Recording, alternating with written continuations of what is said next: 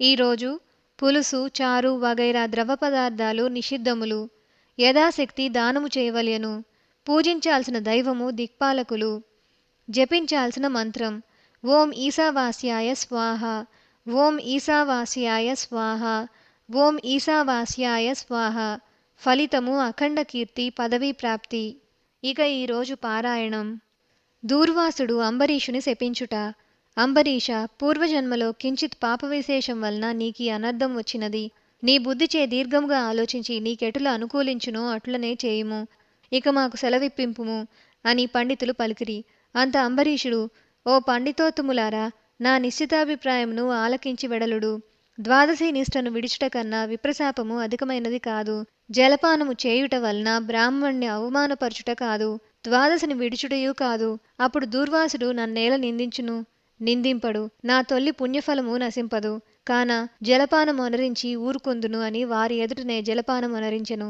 అంబరీషుడు జలపానమొనరించిన మరుక్షణమే దూర్వాసుడు స్నానజపాదులు పూర్తి చేసుకొని అక్కడికి వచ్చెను.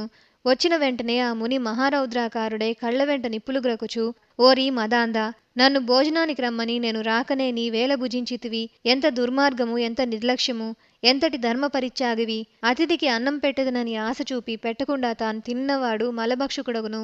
అట్టి అధముడు మరుజన్మలో పురుగై పుట్టును. నీవు అతిథిని విడిచి భుజించినావు కాన నీవు నమ్మక ద్రోహివి అవుదువే కాని హరిభక్తుడు వెట్లు కాగలవు. శ్రీహరి బ్రాహ్మణ అవమానమును సహింపడు. మమ్మే అవమానించుట అని నా శ్రీహరిని అవమానించుటయే. నీవంటి హరినిందాపరుడు మరి ఒకడు లేడు. నీవు మహాభక్తుడవని అతి గర్వము కలవాడవే ఉన్నావు. ఆ గర్వముతోనే నీవు నన్ను భోజనమునకు ఆహ్వానించి అవమానపరిచి నిర్లక్ష్యముగా జలపానమొనరించితివి. అంబరీష, నీవెట్లు పవిత్రరాజ కుటుంబంలో పుట్టినావురా? నీ వంశం కళంకం కాలేదా అని కోపముతో నోటికి వచ్చినట్లు తిట్టెను. అంబరీషుడు మునికోపమునకు గడగడా వణుకుచు ముకుళిత హస్తములతో, మహానుభావ, నేను ధర్మహీనుడను. నా అజ్ఞానము చేని నీ కార్యము చేసితిని, నన్ను రక్షింపుడు. బ్రాహ్మణులకు శాంతియే ప్రధానము. మీరు తపోధనులు, దయాదాక్షిణ్యములు కలవారు కాన నన్ను కాపాడుడని అతని పాదములపై పడెను. దయాశూన్యుడైన దూర్వాసుడు అంబరీషుని తలను తన ఎడమకాలితో తన్ని, దోషికి శాపమీయకుండా ఉండరాదు.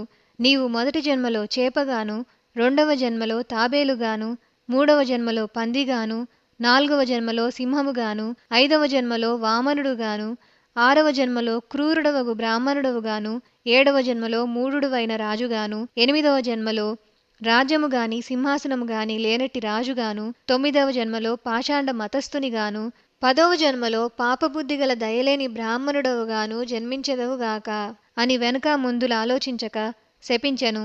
ఇంకను కోపము తగ్గనందున మరల శపించుటకు ఉద్యుక్తులవుచుండగా శ్రీ మహావిష్ణువు బ్రాహ్మణ శాపము వృధా కాకూడదని తన భక్తునికి ఏ అపాయము కలక్కుండుటకు అంబరీషుని హృదయంలో ప్రవేశించి, మునివర్య, అటులనే మీ శాపం అనుభవింతును అని ప్రాధేయపడెను. కాని దూర్వాసుడు ఇంకనూ కోపం పెంచుకొని శపించబోగా శ్రీమన్నారాయణుడు తన సుదర్శన చక్రమును అడ్డుపెట్టెను.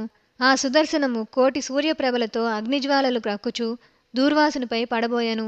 అంత దూర్వాసుడు ఆ చక్రం తనను మసిచేయునని తలంచి ప్రాణవుపై ఆశ కలిగి ఆ చెట్టు నుండి బ్రతుకుజీవుడా అని పరుగెడెను.